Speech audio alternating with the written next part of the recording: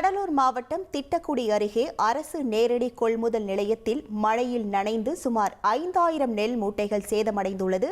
இது தொடர்பான முழு விவரங்களோடு இணைகிறார் நமது செய்தியாளர் அருள். வணக்கம் அருள். தற்போது இது தொடர்பாக விவசாயிகள் என்ன கோரிக்கை முன்வைத்திருக்கிறார்கள்? முழு விவரங்கள். வணக்கம். கடலூர் மாவட்டம் பெண்ணாடம் அடுத்துள்ள தொலார் கிராமத்தில் நெல் கொள்முதல் நிலையம் செயல்பட்டு வருகிறது. இந்த நெல் கொள்முதல் நிலையத்தில் தொலார் குடிக்காடு, எறையூர், செங்கமேடு, புத்தேரி ஆகிய பகுதி விவசாயிகள் தங்கள் விளைநிலங்களில் பயிர் செய்துள்ள நெல்மணிகளை தொலார் அரசு நேரடி கொள்முதல் நிலையத்தில் விற்பனைக்காக கொண்டு வந்து ஒரு வார காலத்திற்கு மேலாக வைத்திருந்த நிலையில் நேற்று இரவு பெய்த கனமழையால் 5000 நெல் மூட்டைகள் மழை நீரில் நனைந்து சேதம். காலை வந்த விவசாயிகள் தங்கள் நனைந்த நெல் மூட்டைகளை காய வைப்பதற்காக மேடான பகுதிக்கு மாற்றிக் கொண்டுள்ளனர்.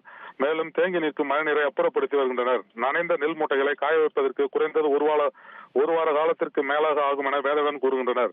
இதற்கு அதிகாரிகளை மெத்தன போக்கியதற்கு காரணம் என குற்றம் சாட்டுகின்றனர். இனி வரும் காலங்களில் அரசு நேரடி கொள்முதல் நிலையம் மேடான பகுதியில் அமைத்து மழையில் நனையாதவாறு கொட்டகை அமைத்து தர வேண்டும் என கோரிக்கை வைக்கின்றனர்.